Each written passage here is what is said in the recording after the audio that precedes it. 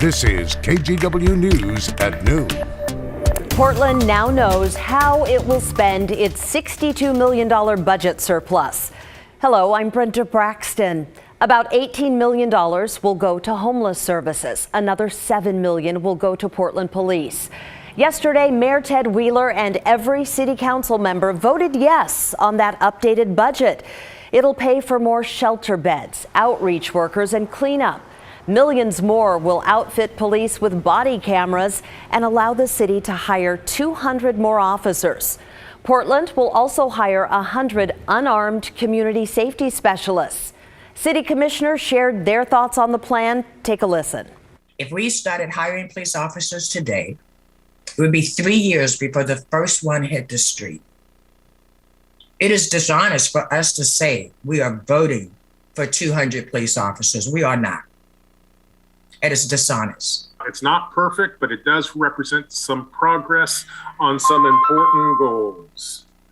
Specifically, the investments we make today will make Portland safer. The investments we make today will help house the homeless. The investments we make today will help clean up the trash and graffiti that have accumulated on Portland streets during the COVID era. Police Chief Chuck Lavelle thanked the City Council on Twitter for giving the Bureau some additional resources.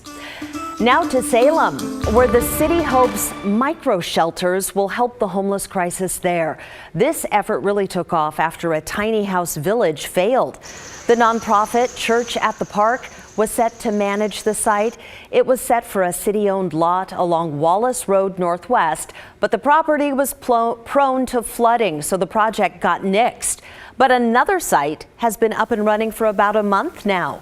It's on Northeast Portland Road and includes 30 micro shelters. They all come with 2 beds and a table.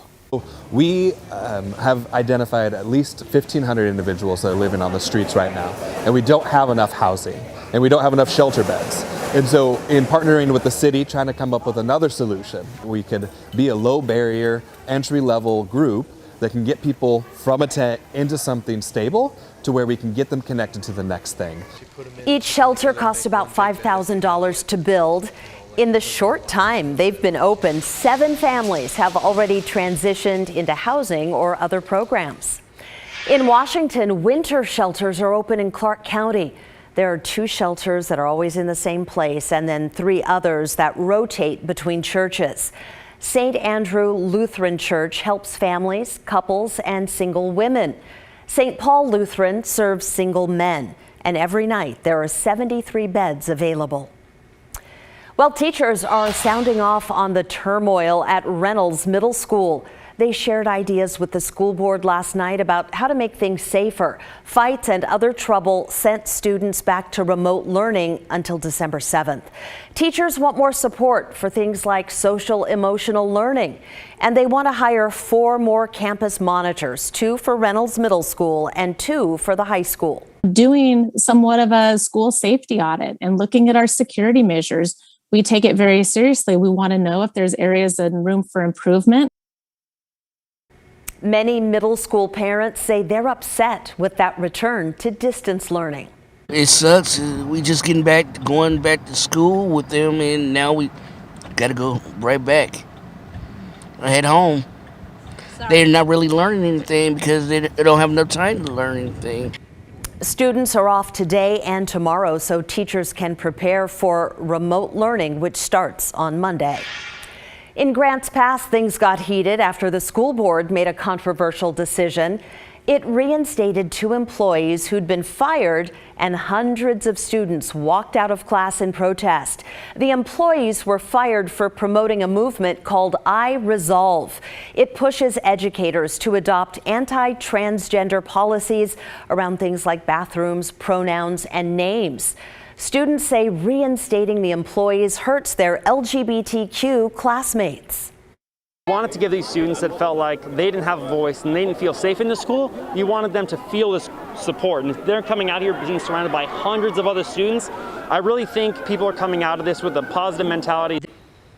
During the walkout earlier this week, counter-protesters showed up. Police arrested 2 students and an adult for fighting. Multnomah County wants to make the Burnside Bridge earthquake ready. Now it wants your input on the project. Planners are kind of tweaking the design to cut the cost, but there's disagreement on the number of lanes and space for bikes and pedestrians. KGW's Chris McGinnis has more on the big debate. So it seemed like a justifiable trade-off to have a slightly narrower bridge to get a bridge that could be built within the next 10 years. A community task force has spent months looking for ways to trim the cost of a new earthquake-ready Burnside Bridge, changing the design on the west approach and selecting a bascule-style opening like the current bridge were good starts to cost-cutting. But narrowing the bridge width and taking space from all road users is by far the most cost-saving measure.